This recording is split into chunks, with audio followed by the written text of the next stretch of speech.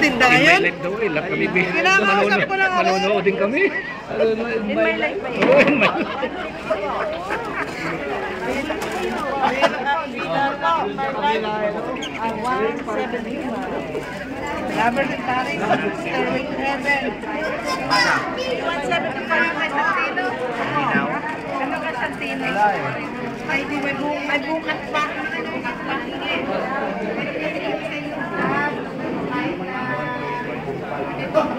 Meron? Sa ospital, may bayad mo kayo? Wala rin po. Ililinaw ko lang po. Baka sabihin, hindi totoo ang chismis. Sa totoong libre. Ang mga gamot nyo sa lamin nyo, libre ba yan? Libre? Baka binili mong bayro eh. Hindi. Talagang libre.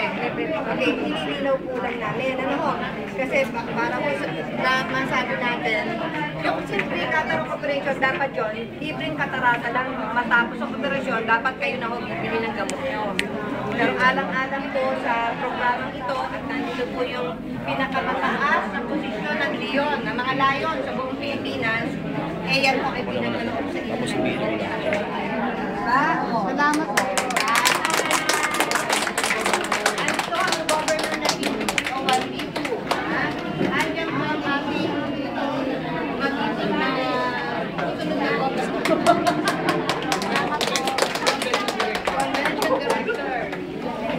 Nani Kuatay, ang presidente po ng Cubao Lion. Ang administrador nitong ating project ng Lion. Mula sa lahat. Ikalawa, sa mga nagsitulong.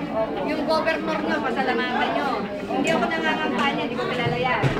Hindi ko kaano-ano yan, hindi ako taga rito. Pero mabuti lang na kung wala siyang programa ganito na Invita Lions, wala rin. So, walang hospital, walang center. Okay, so yan si Governor C. Sa pag-ingatan lang mo yan. Alagaan. Kasi huwag kayo magpapagod. Hindi kayo pwede mabigat. Pag kayo, pag-pansaya, mas lalong wala infection yan, lalo kayo may maka. Bawal daw ang ano, bawal daw ang pagod, bawal ang alak, bahay, sugal. Hindi. Sigarilyo. Sigarilyo,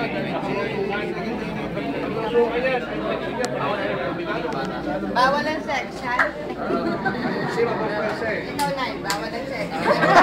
Nagse-sex ka pa. Eh, boyfriend. Boyfriend, baka meron. Wala. Nililinaw ko naman. Sige po. So, ito yung ngayong araw na to, kada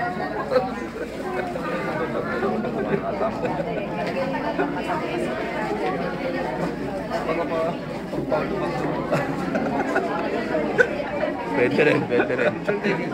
Maganda po, hindi nagano. Cute na, simple lang. supposedly, hindi na yan kasama talaga. It's not part of the Lions Project.